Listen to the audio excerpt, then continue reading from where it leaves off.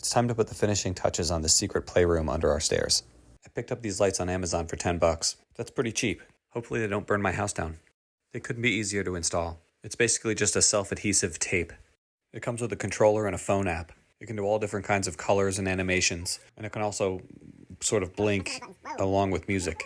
Anyway, we'll see how long this lasts. Time to go pick up some baseboard. And a few other things. Use a miter saw to cut all these pieces. It doesn't have to be perfect. Even big gaps like this one can be filled in with caulking. After they're all laid out, lift them up a ½ inch and install them with glue and finishing nails. You'll use the gap on the bottom when you're tucking in the carpet. You also want your tack strips to be about a ½ inch away from the baseboard. These things come with their own nails. Just pay attention to the direction you're installing them in. You can actually just hammer right through this metal.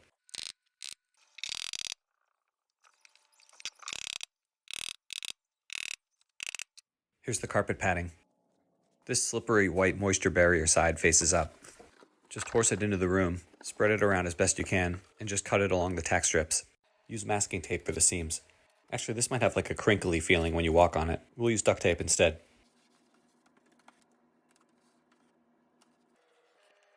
Staple around the outside of the carpet padding.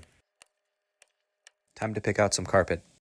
Then draw out the rough shape of the room. Flip it over and trace out its mirror image. This is the shape you're going to need because we'll be cutting the back of the carpet. I use some tape as a guide. We don't want to screw this up.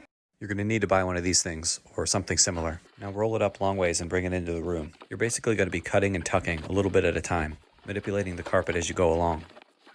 It's going to be super hard to work in this small, awkwardly shaped room, so manage your expectations. The carpet's probably not going to lay perfectly flat, but if you take your time and cut carefully, it should turn out pretty good. The baseboard's only about a ½ inch thick, but that little bit of space goes a long way. You'll be surprised how much you can tuck under there. So cut the carpet about 1 inch longer than it needs to be, and then just mush it in. Just keep cutting and tucking as you go along the wall. Luckily, back in this forgotten corner of my garage, I've got one of these things. It's a knee kicker, so I'll dust it off and use it for the second time.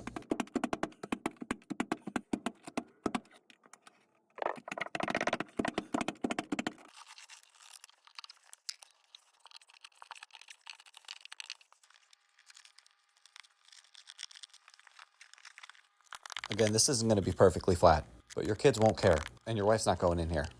Here's how it all turned out.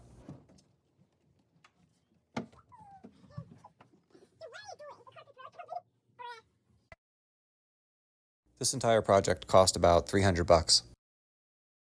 I feel like we'll probably get that back someday. Stick around if you like these kinds of projects. I've got some cool things coming up. Thanks for watching.